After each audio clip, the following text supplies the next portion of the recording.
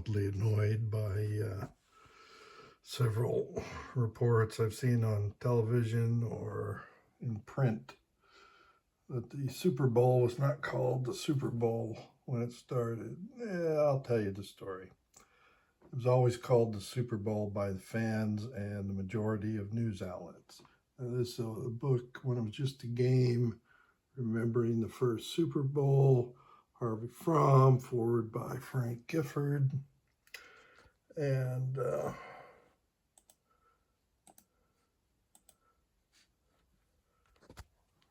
Super Bowl. Football's day of decision stirs nation. New York Times sports section headline, January 15, 1967. That was the morning paper. In the afternoon, they played the Super Bowl, first Super Bowl. Super Sunday here at last, Los Angeles Times headline. Anyone telling you it wasn't called the Super Bowl? Well, they're not telling you the truth. Now, what about, well, let's go to the Super Bowl itself. Audio's, I'm having a little trouble, but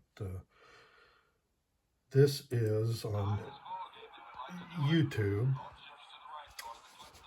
and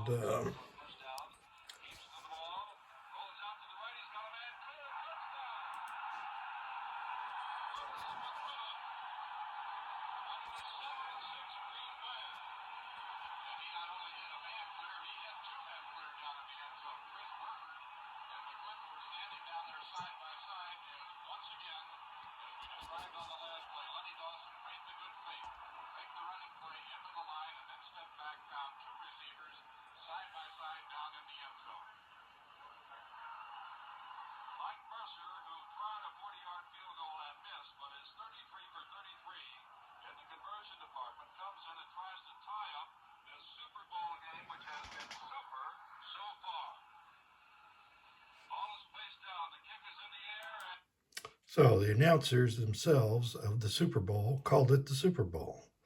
This is the second quarter, 7-7, would be 10-7 Chiefs over the Packers, but Mike Mercer missed a short field goal. That led to Mercer being cut, and they used a draft pick to select a guy named Jan Stenerud, who's the first guy to go in the Hall of Fame as a place kicker.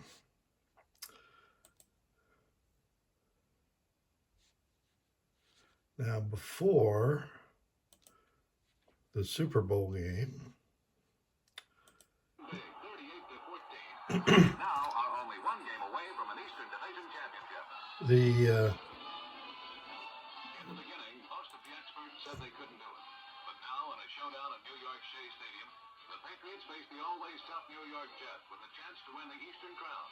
With a title game and Super Bowl waiting beyond, the Pats need only a win or a tie today to make it. So the Patriots were expected to be the AFL champions and defeat the Packers. Patriots coach had never lost to Vince Lombardi. The Patriots quarterback, Babe Pirelli, had been the quarterback Lombardi had cut when Lombardi took over the Packers. And, it turned out with the Packers beating the Chiefs in the first Super Bowl, but it was expected to be the Patriots against the Packers just 2 weeks before the end of the AFL season. So, now, why do people say it's the AFL-NFL Championship game? Well, there's a long story, but in brief, this is Tex Schramm's book, Tex. It's actually a biography of Tex Schramm by Bob St. John, and so it's actually quite sanitized. I'll tell you what this says. Spring day in '66, Tex Schramm sat in on a very emotional meeting. He was an NFL partisan. It was NFL Commissioner Petey Rozelle who didn't believe the AFL could continue. Basis of the meeting was that Pete had to make a decision because we were going ahead with a merger.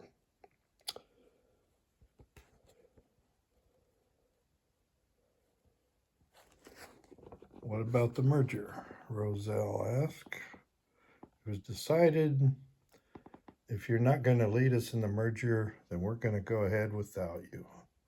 It's page 277 of text. Now, in other, this is pretty sanitized. Other versions, Tex Schramm told him on behalf of the owners, if you're not going to go with us, we're going to miss you.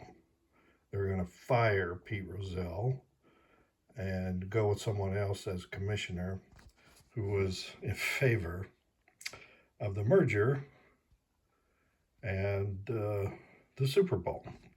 Petey Rozelle was a petulant, this is what Tex Schramm said, he was a petulant little bitch, and so he insisted on calling it, the NFL approved $250,000 to promote the game, and so it was Rozelle who insisted all $250,000 went to promoting it as the AFL-NFL Championship game, making sure, since he was a commissioner and doing stuff, that it was officially called the AFL-NFL Championship game when everybody else wanted it called the Super Bowl.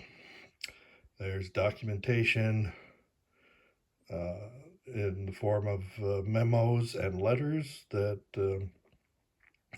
Lamar Hunt called it the Super Bowl from the beginning when they decided to play the championship game between the AFL and NFL, and it would soon be a merger.